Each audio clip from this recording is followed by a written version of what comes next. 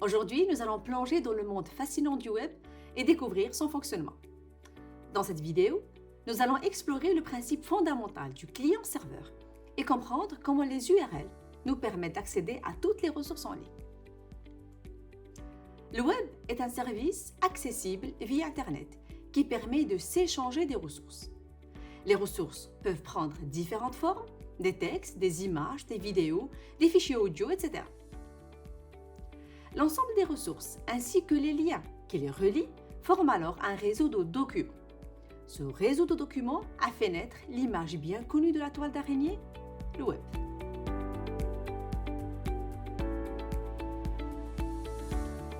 Le web fonctionne grâce au principe du client-serveur.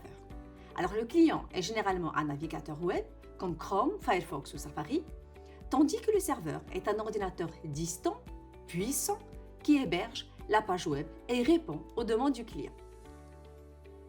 Ce modèle de communication permet au client d'envoyer des requêtes au serveur pour demander des ressources spécifiques et au serveur de traiter ces requêtes et d'y répondre.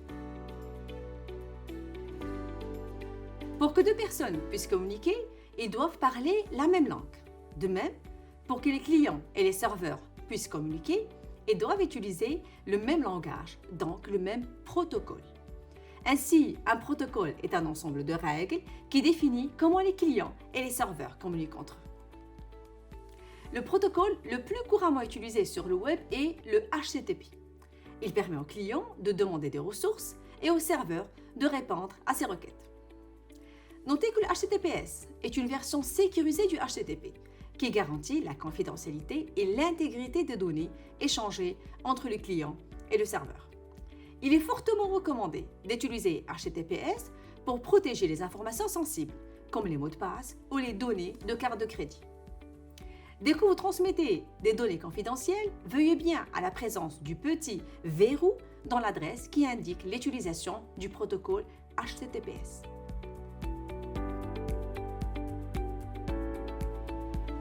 Le web est composé de ressources, qui sont des éléments d'information comme des textes, des images, des vidéos.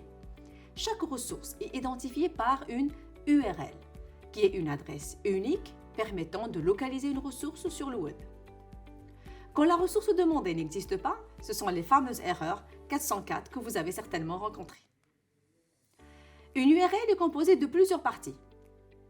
D'abord, le protocole. Il définit la manière dont les données sont échangées entre le client et le serveur, par exemple HTTP ou le HTTPS. Le nom de domaine, il identifie le serveur hébergeant la ressource. Et finalement, le chemin d'accès qui indique l'emplacement de la ressource sur le serveur. Prenons un exemple simple pour bien illustrer. https www.exemple.com/documentation/index.html. HTTPS, il indique le protocole utilisé pour accéder à la ressource. www.exemple.com, c'est le nom de domaine. Il identifie le nom du serveur qui héberge la ressource. Le chemin, il spécifie l'emplacement de la ressource sur le serveur. Par exemple, la ressource qu'on veut consulter, c'est la page index.html située dans le dossier documentation. Prenons un exemple complet pour illustrer tout le processus. Alors, si à l'aide d'un client web tel que Chrome, je saisis l'adresse http://ead.ut.ac.ima/moodle/course/index.php. Que se passe-t-il? Mon client interprète ma saisie comme l'interrogation par le protocole HTTP du serveur situé sur la machine ead.ut.ac.ima pour lui demander la ressource index.php située dans le dossier course, lui-même situé dans le dossier Moodle. Comme nous l'avons vu précédemment, l'adresse IP de ma machine sera nécessaire pour communiquer avec le serveur. Le serveur reçoit cette requête, la comprend, car elle est formulée selon les règles définies dans ce fameux protocole HTTP. Le serveur fait alors une copie de la ressource demandée et la renvoie au client. Celui-ci n'a plus qu'à afficher le contenu de la ressource dans la fenêtre du navigateur. En résumé, le web fonctionne grâce au principe du client-serveur, où le client envoie des requêtes au serveur qui héberge les ressources. Chaque ressource est identifiée par une URL. Les URL sont des identifiants uniques composés du protocole, du nom de domaine et du chemin d'accès.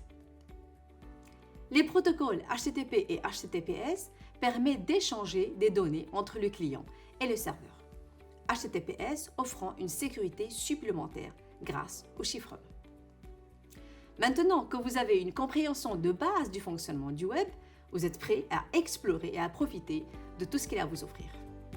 Merci d'avoir regardé la vidéo.